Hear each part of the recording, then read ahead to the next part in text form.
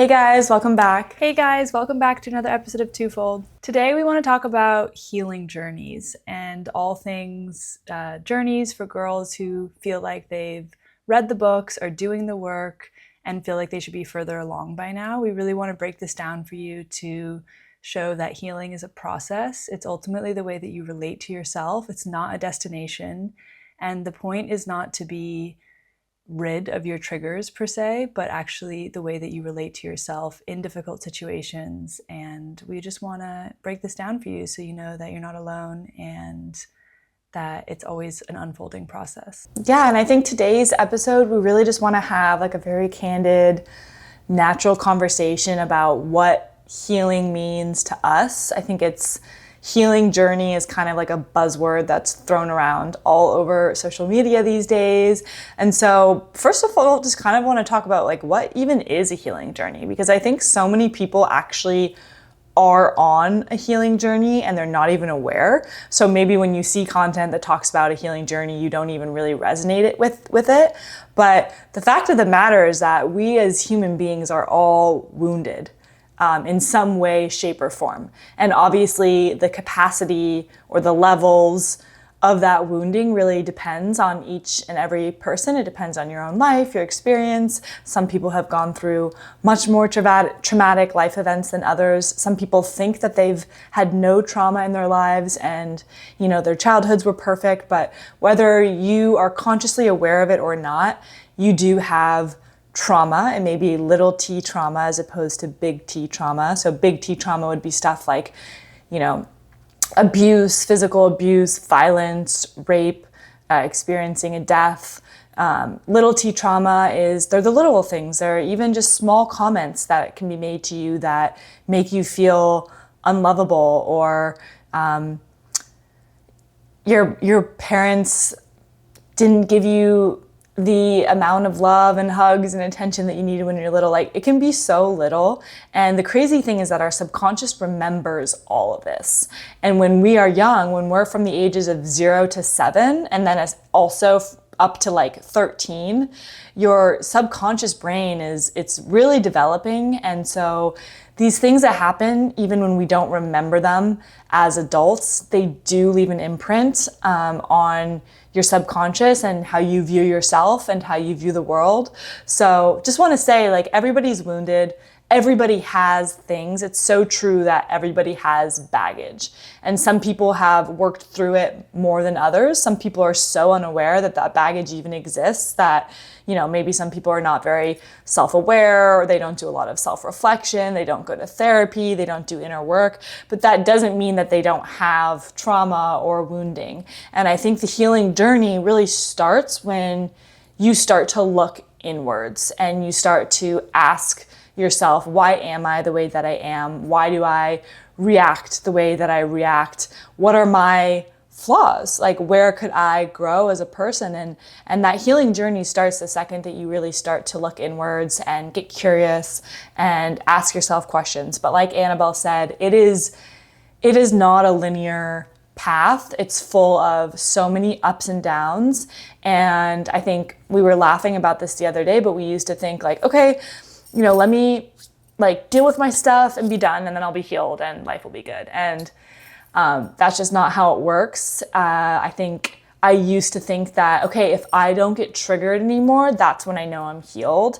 And I don't think anyone is ever 100% healed in life. I think you just learn how to handle your triggers, and you learn the way that you learn to relate to yourself adjusts, and you basically just expand your capacity to sit with uncomfortable feelings and uncomfortable emotions without reacting and coping in all of the ways that you used to cope.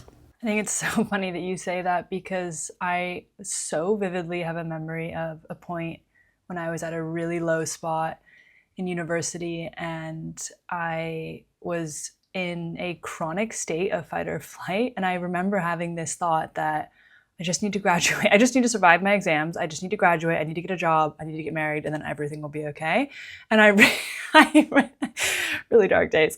I really realized in that moment, like, wait, actually, the things that I struggle with in life, that, the way I relate to it changes over time, but I will be hopefully, 80 years old, and my things will still be my things. It's not that suddenly you get to a point in life where the things that you struggle with and in the ways that you relate to yourself just go away. Like, they'll always be your things. And I think that the true essence of a healing journey is feeling so comfortable in yourself that even when there are parts of you that you want to change or that you want to grow, or, as Caroline said, that your triggers, that it doesn't rock you so much to the point that you lose touch with who you are at your core.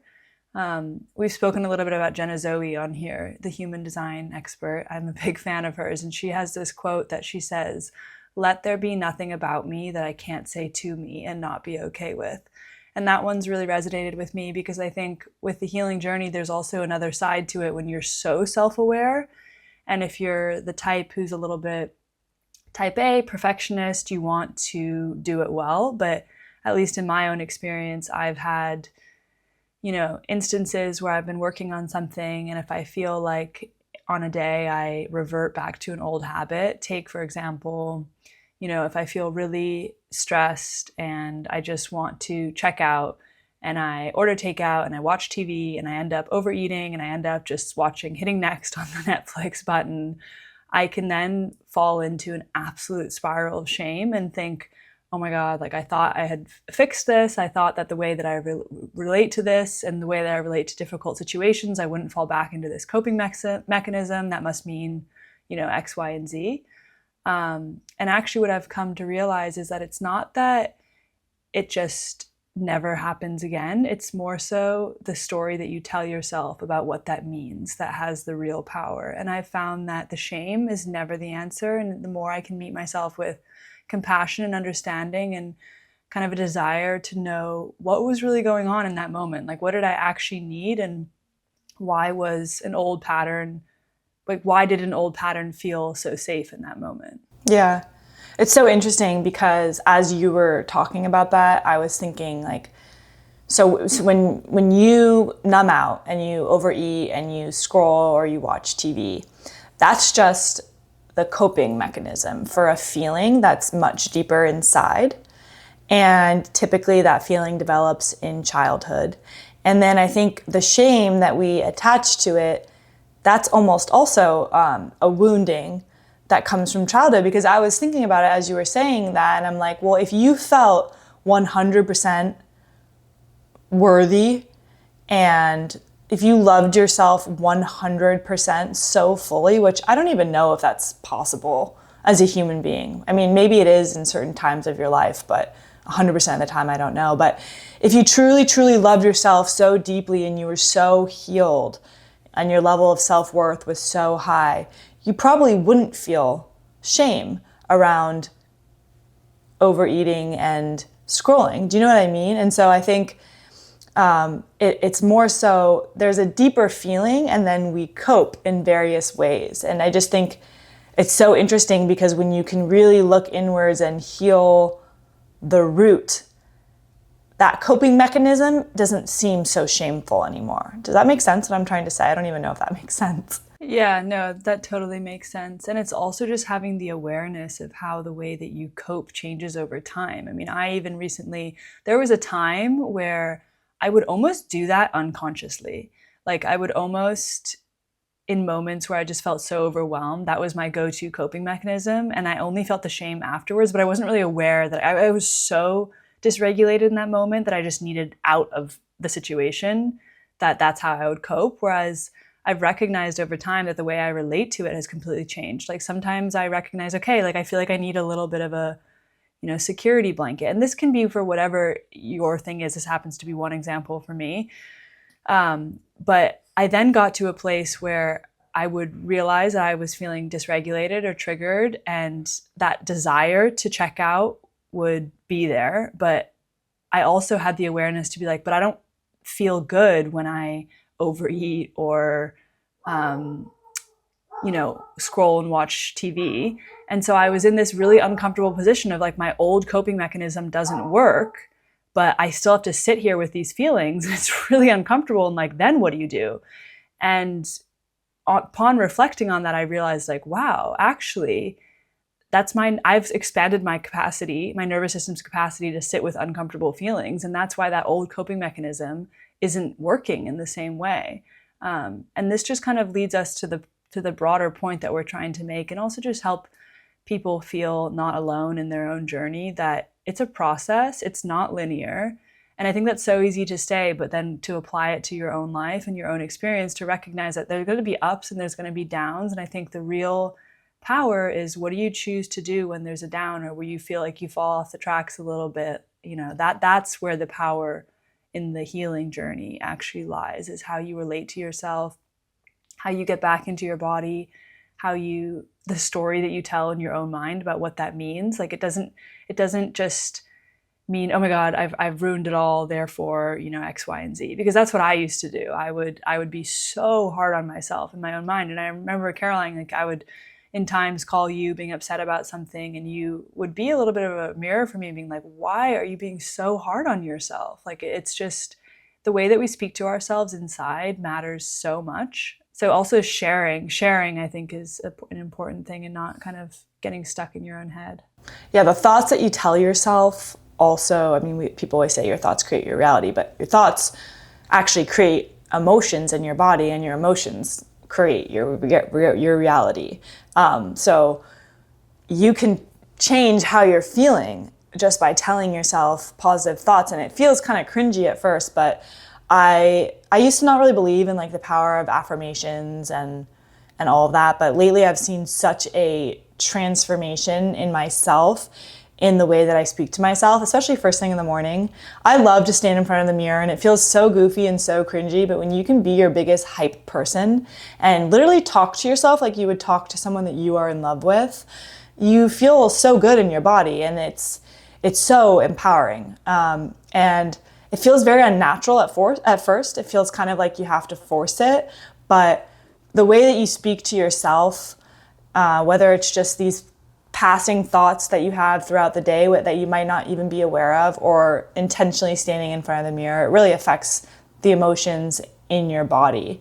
And so, yeah, I think even if you just catch yourself thinking things that are harmful thoughts, or they're not very nice to yourself, just say like, stop, I'm gonna choose to think something else. And sometimes I'll literally talk out loud to myself to change the narrative.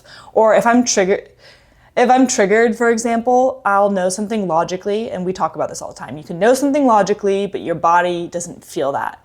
And so for me, what I've started to do is like, I'll go for walks and I'll literally tell myself and feed my brain like, no, actually, here's another way to look at it. And sometimes I'll actually talk to GPT. That's a huge thing. And if you ask GPT to act as a therapist and provide another perspective on whatever you're feeling, it's so powerful. I will just like word vomit into GPT, telling it like if I had a fight with a friend or a boyfriend, like what I'm feeling. And then I'll say, I want you to act as an experienced therapist and give me another perspective and another way to look at it, and a reframe. And it's so powerful what comes back. And then just start to tell yourself that story. Like, choose to believe the story that GPT gives you, and not the one that your heightened self was telling you. So I really do think it does come down to self-love, as cliche as it sounds. And I think part of loving yourself is accepting that we as human beings are all flawed. And we all have our struggles, and I think we all have this notion that for some reason we're different than other people, and so our struggles are so much worse, or when we mess up, it's so much worse. But like I said to Annabelle, like, why are you being so hard on yourself? Like, nobody is perfect. Everybody has their flaws. And when you can just accept that, it makes it a lot easier to talk yourself through it and to show yourself compassion. Yeah, I think acceptance is a huge piece that so many people don't really talk about. It's funny because even I, who I'm so interested in all these types of things, even I find like, love yourself, it just kind of is like a cringe when I hear it. But I think that's because it's been almost diluted as a concept in like self-help industry and all of these things, that people don't really understand what that actually means. Like, yeah, love yourself, blah, blah, blah, blah.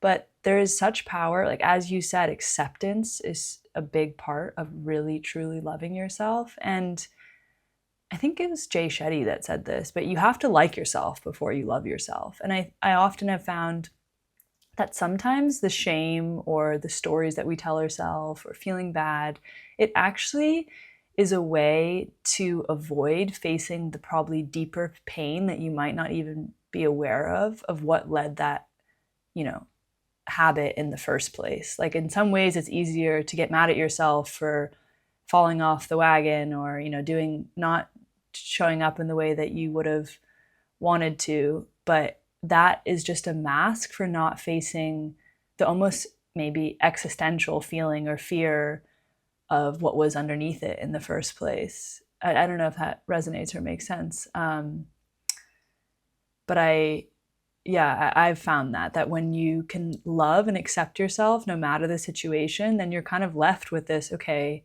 now what? Like instead of just shaming yourself and feeling so bad about it, and then you move on eventually, if you just immediately accept what is and what happened, then you're left to sit with, okay, but what was actually underneath that? And can I face that fear? Yeah, that's so true. I agree with all of that. I think. So sorry, one other thing that I was thinking as you were talking about the affirmations piece is that, because it really comes down to identity and the way you're at your idea of self-identity. That's what will drive your behaviors in the end of the day. And I've found even just saying to yourself, like, I am the kind of person who does X, Y, and Z has so much power because it almost removes you from the immediate situation. That then when you're faced with a difficult situation at a future point, if you've reaffirmed that identity shift essentially in your own mind, it gives you the strength to show up as that person when you're tired, when you're overwhelmed, when you're upset. So there really is a lot more power than just, saying nice things to yourself in the mirror. Yeah, that's so true. I think another part of healing that people don't really talk much about is really getting to know yourself. So we've talked about this on other episodes that, society conditions us to be certain ways, to think certain ways, like in so many different aspects of life.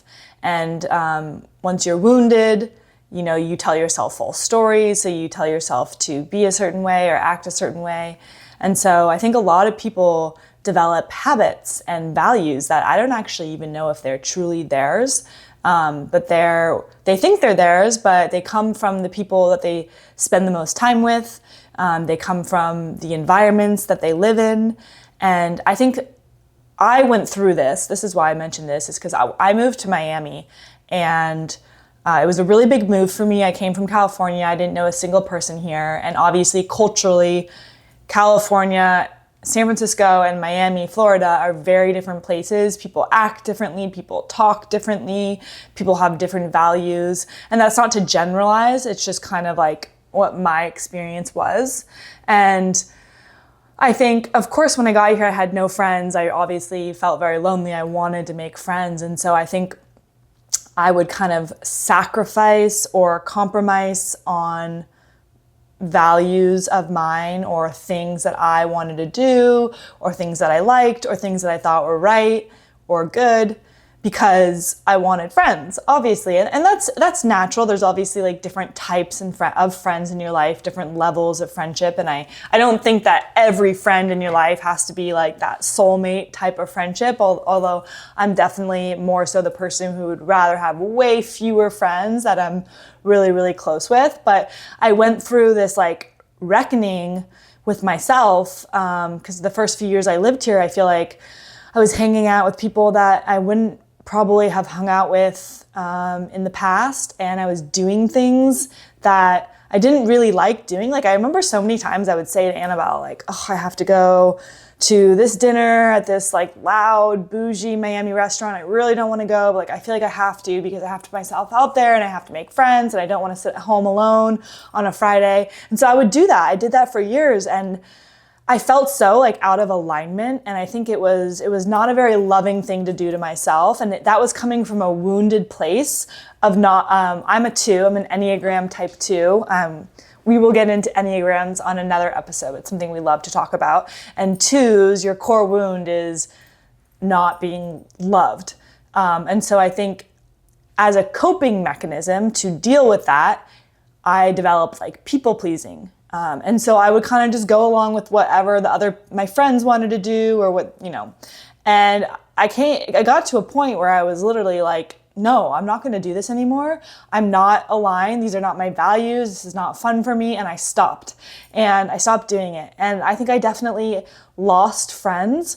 There are people who I used to be friends with here that I do not really see anymore. And it's not like anything bad happened. It's just like as soon as I started to heal that part of me that would people please out of a fear of not being liked or out of not having friends, people just kind of drifted away out of my lives. We were like no longer in alignment.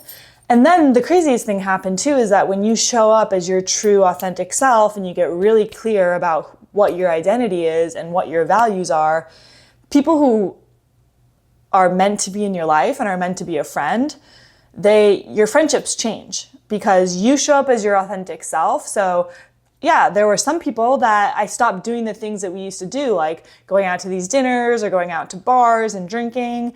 And when I got very clear, I'm like, okay, I'm somebody who, yes, of course, I'll have a social drink here and there, but I don't like to drink. And I think I felt for so many years like this pressure because there was a phase in my life when I was in college where drinking was a social thing and it was fun and I did enjoy it. I'm not going to lie, at the time it was fun and I changed and I grew a lot, and at this stage in my life it no longer served me. It was no longer something that I liked to do, and that wasn't just me trying to be like healthy or a better version of myself. Like I genuinely did not enjoy it. If I would have like 2 drinks, I'd feel anxiety for 3 days. I just didn't like the way I felt. And so I stopped doing it. And it changed a lot of my friendships. I think a lot of people, especially people who knew me before, were used to me like wanting to go out and be social and drink. And I didn't want to do it anymore. And I think it's kind of an uncomfortable thing because people are like, you've changed, you're different, what's going on here? And so they think that there's like something wrong with you. And then that sometimes makes you feel like there's something wrong with you. And there were so many times where I was like, is there something wrong with me? Like, I don't really understand. But I think when I'm being really honest with myself, the people who are meant to be in my life, they've been okay with that. And the dynamic of our friendships have changed. We do different things. We go to yoga, we go on walks, we go on coffee. And then the people who, like there's no alignment in values, like we aren't as close anymore, and that's okay. And I think that is a part of healing that so many people don't talk about. It's remembering who you were before the noise of society, before the noise of your environment, your social circle, before that all impacted you, and really remembering who you are at your core.